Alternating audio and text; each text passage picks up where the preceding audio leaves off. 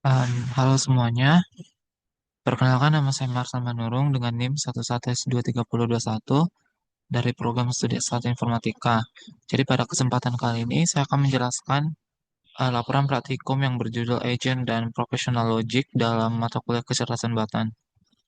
Jadi tujuan praktikum ini adalah yang pertama itu memahami konsep dasar dari agen berbasis pengetahuan, yang kedua memahami logika profesional dan bagaimana mengimplementasikannya aturan inferensi. Yang ketiga, menggunakan inferensi untuk mengambil keputusan dalam dunia simulasi Wumpus World. Jadi, sekarang kita akan membahas beberapa teori dasar yang mungkin penting pada praktikum kali ini.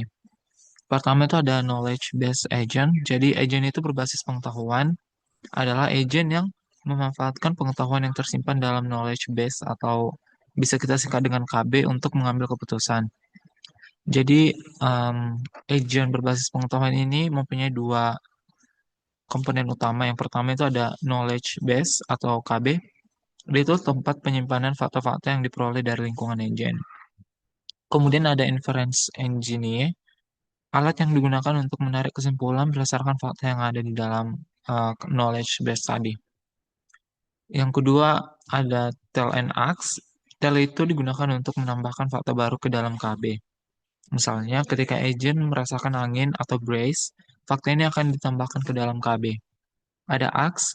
Ask itu digunakan untuk agent untuk bertanya kepada KB tentang kondisi atau informasi tertentu. Misalnya, agent akan bertanya apakah posisi tertentu aman untuk dilalui berdasarkan informasi yang sudah ada atau enggak. Selanjutnya ada Wumpus World. Wumpus World ini adalah dunia simulasi yang digunakan untuk menguji agent cerdas. Jadi dunia ini memiliki beberapa bahaya seperti lubang, jebakan atau pit, dan monster wumpus. Agent bertugas untuk menjelajahi dunia ini atau dunia yang wumpus tadi, mencari emas atau glitter, dan keluar dengan selamat sambil menghindari bahaya-bahaya tersebut. Juga ada logika proposi.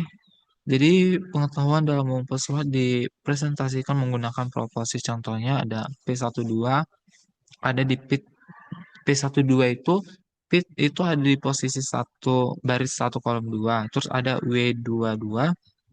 W22 itu berarti Wumpus ada di baris 2 kolom 2 atau minus W22, nggak ada Wumpus di kolom 2 baris 2 seperti break seperti itu.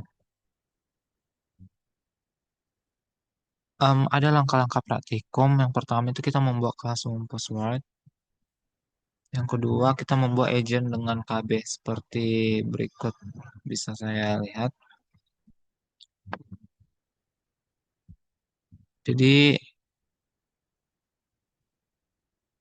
yang pertama kan kita akan membuat environment atau lingkungannya dengan kelas Wumpus Word. Kemudian kelasnya knowledge base dengan mencari agentnya tadi. Kalau kita jalankan akan keluar seperti berikut. Jadi lingkungan Wumpus Word itu dengan SAS 4x4 dibuat dengan pertama itu Wumpus Word itu berada di kolom 1.3.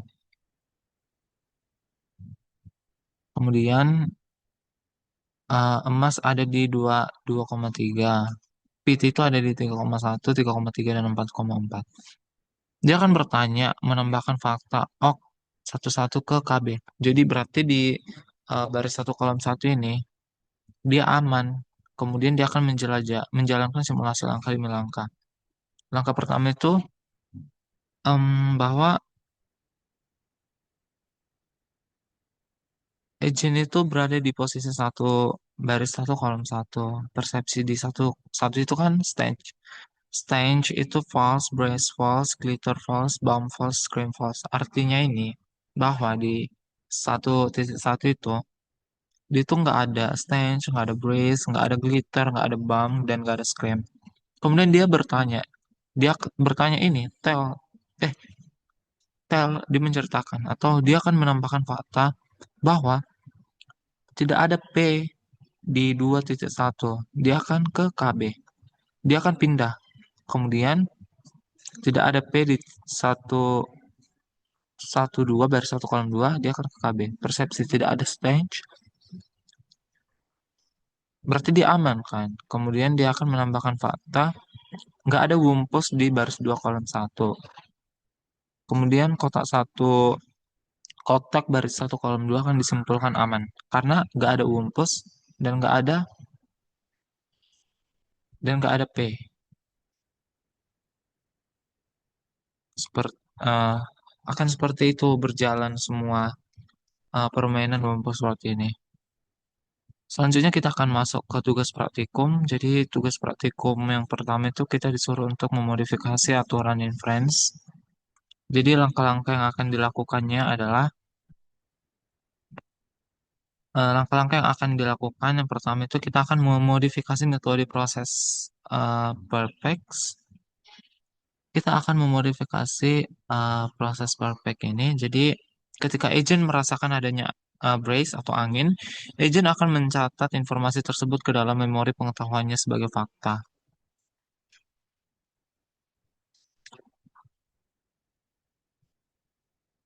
Bahwa ada angin di posisi tertentu. Selain itu, agent juga akan menyimpulkan bahwa salah satu dari posisi di sekelilingnya mungkin terdapat lubang atau jebakan. Oleh karena itu, agent perlu menambahkan kemungkinan-kemungkinan keberadaan lubang di posisi sekitar tempat ia berada saat itu. Kan kita akan memodifikasi ininya kan. Kemudian kita akan memodifikasi update save square-nya ini. Jadi agent akan berpikir lebih dalam untuk memastikan kemungkinan adanya lubang jebakan atau pit di sekitar posisi tetangganya setelah menambahkan informasi ke memori pengetahuannya. Jadi dengan menggunakan cara berpikir yang disebut dengan disjunctive syllogism, agent bisa mempersempit kemungkinan tersebut. Contohnya, jika agent sudah tahu bahwa di kotak tidak ada lubang jebakan atau misalnya minus P satu satu atau nggak ada pit di baris satu kolom satu, maka agent bisa mengesampingkan kotak dan memfokuskan perhatian pada kotak tetangga lainnya yang mungkin saja mengandung jebakan.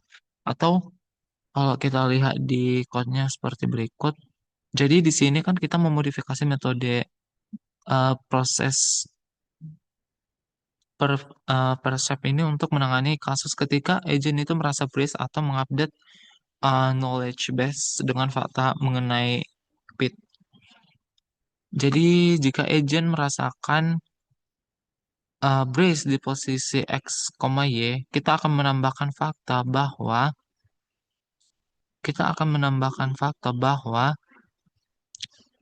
uh, BXY ke dalam knowledge base atau KB.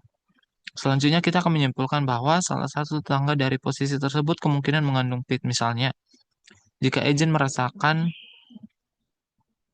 uh, PIT di posisi 2,1, kita akan menambahkan fakta bahwa salah satu dari tetangganya, tetangga 2,1 itu kan 1,1, 2,2, atau 3,1 mungkin akan mengandung PIT. Ini direpresentasikan sebagai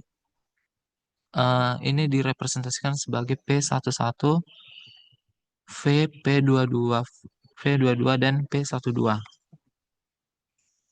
Selanjutnya, jika agent merasa ada stench atau bau wumpus, agent akan menambahkan fakta bahwa tidak ada wumpus di posisi yang berdekatan. Ini memastikan bahwa agent tidak akan berasumsi bahwa wumpus berada di posisi yang tidak mungkin. Selanjutnya, kita akan masuk ke dev update save square. Jadi setelah agent memproses persepsi dan menambahkan fakta, kita perlu memperbarui save square atau kotak-kotak yang aman menggunakan invensi disjunctive untuk mempersempit kemungkinan pit atau wumpus. Jadi di sini agent akan menggunakan disjunctive silogis untuk mempersempit kemungkinan bahwa ada pit di salah satu tetangga. Jika kita tahu bahwa salah satu kotak adalah aman, atau kalau kotak aman itu kan tadi contohnya minus pit X, Y, maka agent dapat menyimpulkan bahwa tetangga yang lain yang sebelumnya mungkin memiliki pit sekarang pasti aman. Jadi ketika program ini dikeluarkan, akan seperti ini. Jadi saat agent ada di posisi 1,1, dia akan merasakan brace tapi tidak mencium bau busuk atau stench. Jadi agent lalu mencatat bahwa ada angin di sini sebagai tanda bahwa mungkin ada lubang jebakan atau pit. Jadi agent lalu mencatat bahwa ada angin kan tadi seperti pit di salah satu mungkin di salah satu kota yang ada di sekitarnya. Jadi agent akan berpikir bahwa jebakan itu bisa di posisi 1,2, 2,1 atau 1,1. Jadi ketika agent pindah dan berdiri di titik 1,2, ketika agent kotak 1,2, dia kembali merasakan angin lembut, namun masih belum mencium bau busuk. Jadi agent akan menambahkan catatan bahwa ada angin di posisi ini, lalu akan menyimpulkan kemungkinan lubang jebakan di salah satu posisinya. Mungkin ada di 1,2, ada di 2,2, mungkin ada di 1,3. Agent juga akan menandai bahwa posisi ini aman dari keberadaan wumpus. Untuk tugas yang kedua, jadi tugas yang kedua,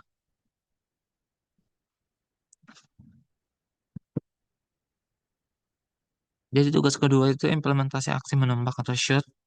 Jadi untuk tugas kedua ini kita akan memodifikasi agent untuk menambahkan logika menembak panah ketika agent yakin akan lokasi wumpus. Jadi langkah pertama itu kita akan membuat kondisi di mana agent 100% itu yakin dengan posisi wumpus. Jadi agent itu harus mengumpulkan informasi dari persepsi stage dan menggunakan informasi tersebut untuk memutuskan di mana wumpus berada. Langkah kedua itu kita akan menambahkan atribut has arrow pada agent. Langkah ketiga kita akan membuat metode shoot at pada agent. Jadi metode shoot at ini adalah cara agent untuk menembakkan panah ke posisi tertentu yang akan dipilihnya nanti. Langkah keempat itu adalah kita akan memastikan bahwa agent hanya menembak hanya dengan sekali. Kenapa? Agar kita perlu menambahkan aturan yang mengecek apakah agent sudah menggunakan panahnya atau enggak. Jadi jika panahnya itu sudah dipakai, agent tidak akan menembakkan lagi meskipun menghadapi bahaya. Dengan begitu, agent hanya memiliki satu kesempatan menembak dan harus menggunakan metode yang bijak. Implementasi code-nya bisa kita lihat seperti berikut. Yang pertama, dia akan menambahkan atribut has arrow, self has arrow through agent dengan panah. Kemudian ada namanya dev shoot at.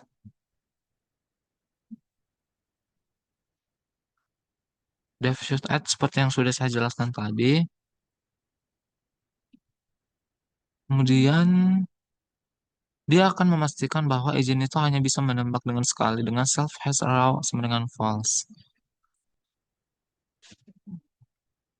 Selanjutnya, jika agent sudah yakin dengan posisi wumpus, agent akan menembak if self from wumpus pause and self has arrow. Atau ini kan tadi dia hanya menembak sekali kan. Jadi kalau dia udah yakin posisi wumpusnya itu berada di situ, dia akan menembaknya. Jadi ketika program dijalankan akan seperti berikut. Agent itu berada di posisi 1,1, jadi ia akan menangkap informasi dari lingkungannya bahwa tidak ada angin lembut atau brace dan bau busuk atau stench. Jadi dari kondisi ini agent akan menyimpulkan bahwa kotak-kotak di sekitarnya contohnya 21 dan 21 dan 12 itu aman. Persepsinya itu kan nggak ada stench kan. Kemudian dia akan menambahkan fakta bahwa nggak ada wumpus di kotak di 21 sama 12. Berarti dia akan inferensinya itu kotak 1,2 sama 2,1 itu disimpulkan aman. Kemudian dia akan memutuskan untuk pindah ke kotak aman terdekat, contohnya 2,1. Izin sekarang berada di 2,1. Dan dia akan menembakkan panah ke posisi 1,3 untuk menembak umpus, scram umpus mati. Aksinya tidak ada kotak aman terdekat yang belum dikunjungi. Simulasi berhenti, agent tidak bisa melakukan rekaman. Atau ini kan udah ditembak sama agent tadi kan, bahwa agent itu hanya bisa menembak sekali. Kita masuk ke tugas ketiga. Jadi di sini kita akan disuruh untuk mencari emas dan keluar. Jadi pada tugas kedua ini kita diminta untuk mengembangkan logika agent agar memiliki tujuan akhir, yaitu mencari emas dan keluar dari gua setelah menemukan emas. Langkah pertamanya itu Kita akan menambahkan tujuan agent untuk mencari emas. Jadi agent akan diberikan tujuan untuk mencari emas dalam dunia Wumpus. Saat agent merasakan kilauan emas atau glitter, di posisinya agent akan segera mengambil aksi grab gold untuk mengambil emas tersebut. Jadi setelah berhasil mengambil, agent akan mengubah statusnya menjadi has gold. Yang tadi kan dia kalau ingin mencari emas, dia grab gold. Kalau udah berhasil has gold sampai dengan true.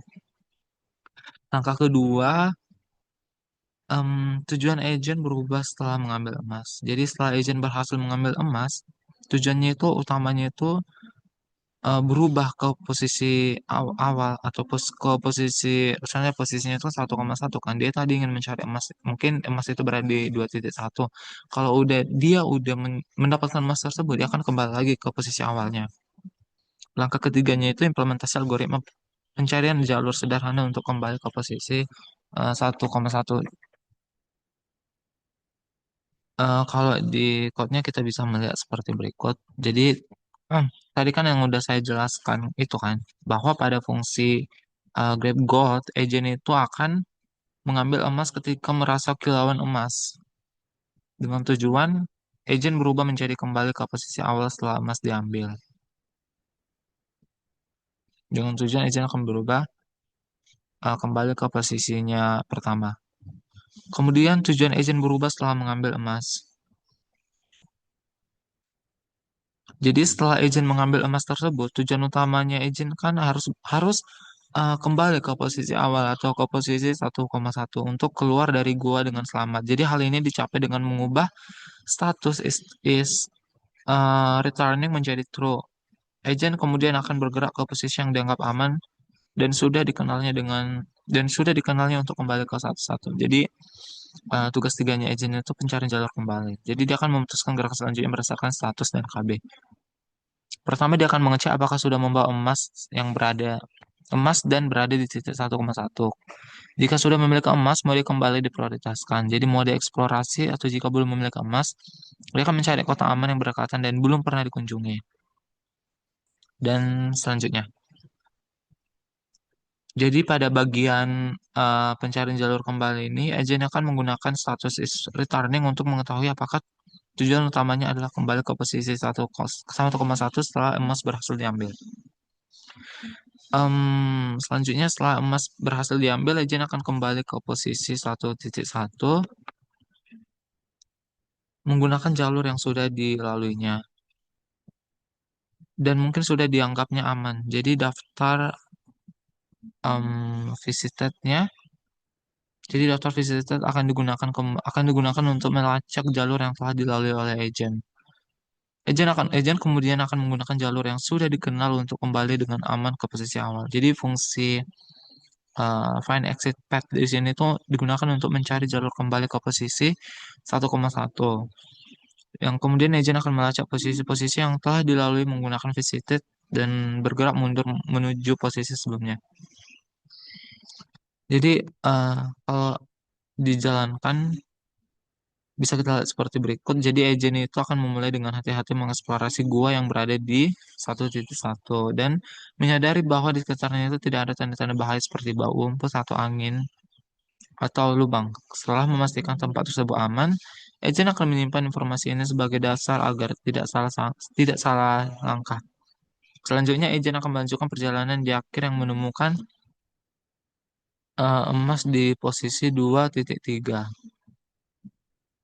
ketika dia melihat kilauan sinar. Kemudian setelah dia mendapatkan emas tersebut, emas kan ada di 2,3 kan, PT itu berada di 3,1, 3,3, 4,4. Dia kan menambahkan faktor ke OX 11 ke KB. Simulasinya itu berada di kode yang udah saya jelaskan di atas. Em,